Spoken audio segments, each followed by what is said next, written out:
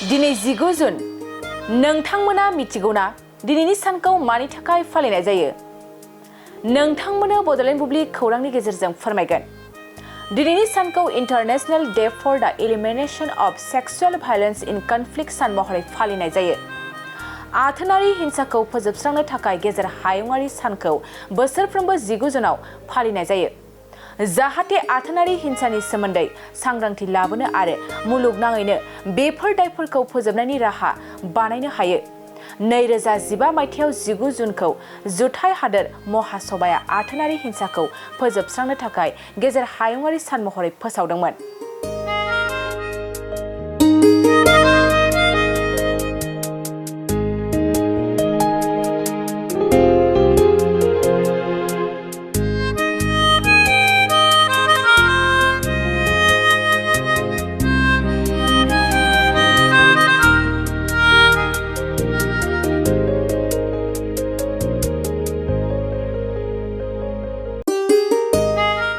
गोजोनथाव खौरां क'क्राझार सहरनि जेडी र'डजों नांजाबनाय गोजोनपुरी रयेल एनफिल्ड श'रुमनि गोजौआव थानाय सेन्ट्रेल भारत सेबक समाजजों गनायथि होजानाय आइएफआ बीएम इनस्टिट्यूट अफ पेरामेडिक्सआ नोंथांमोननो लानानै फैदों देहा जोथोन लाखिनायनि माखासे आयदा।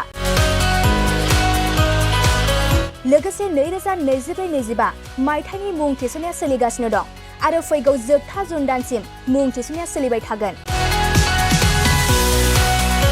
12 एबा एचएस नि उथ्रिसारनाय बिजाथि एबा फरायसाफोरा बे पेरामेडिक्सआव गावारि सोलोंथायखौ लानो हागोन।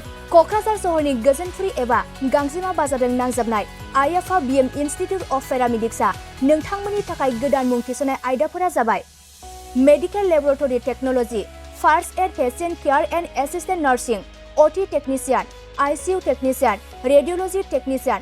बेफोर कर्सखौ 2 बोसोरनि गेजेरावनो आबुं खालामनानै बीएसएस जों गनायथि होजानाय डिप्ल'माखौ लानो हागोन। लोगोसे गासैबो डिप्ल'माखौ लानायनि उनाव सोरखारि साख्रि मोननायनि सुबिदाबो दं।